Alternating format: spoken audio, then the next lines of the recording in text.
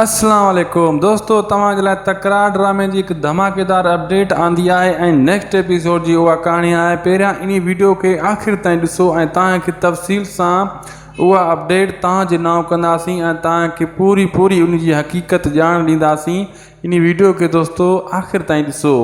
दोस्तों तव्हांखे ॿुधाईंदा हलूं, हाणे जेकी नेक्स्ट एपिसोड अचण वारी आहे इन में जॾहिं मूसा चवंदो त हाणे असांजो टारगेट आहे नवाब खान, लेकिन मीर बि असांजो टारगेट आहे।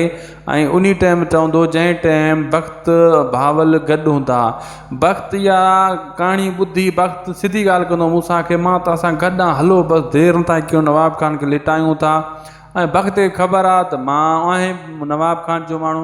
ऐं वरी इहा जॾहिं नवाब खान खे ॻाल्हि अॻे ॿुधाए छॾींदो, पोइ अहिड़े हिसाब सां मूसा ऐं जेको आहे भावल जे लाइ हू अॻे ई कड़ोकी ठाहियूं वेठो हूंदो, नवाब खान चाल ठाहियूं वेठो हूंदो। ऐं इन चाल में जेको आहे दोस्तों मूसा ऐं जेको आहे भावल वीचारा इहे नाकाम थी सघनि था ऐं वक़्तु इन शइ जो ज़िम्मेवार हूंदो। ऐं तव्हांखे इहो ॿुधाईंदा हलूं दोस्तों, मूसा जेका दरिया खान सां वास्ता ख़तमु करे थो, इहो भलो नथो करे, इहो अॻिते हली मूसा पछताईंदो। दरिया खान जूं कोशिशूं रायगा वेंदियूं थी सघनि थियूं। ऐं तव्हांखे ॿुधायूं जेको सजावल खान ठाह करण जी कोशिशि करे रहियो आहे, इहो ठाह नवाब खान बिल्कुलु न करणु ॾींदो। छाजे करे?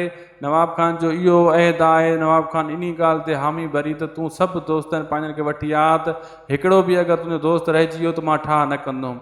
हाणे ज़ाहिर ॻाल्हि आहे, सजावल मूसा खे परचाईंदो, भावल खे परचाईंदो, गॾाईंदो पाण सां, त वरी मीर न बीहंदो, मीर खे बिहाईंदो त मूसा न बीहंदो, वरी दरिया खान न बीहंदो, वरी बख़्शल आहे। अहिड़े हिसाब सां इहे दोस्त हेॾे होॾे पंहिंजूं ॻाल्हियूं कंदा, जंहिंमें नवाब खान खे मौक़ो मिली वेंदो, उहो वरी इन्हनि खे फ़ैसिलो ई कान कंदो। जे फ़ैसिलो उन न कयो त सजावल करण सां ठाह करे ऐं इन्हनि खे पूरो करण जी कोशिशि कंदो।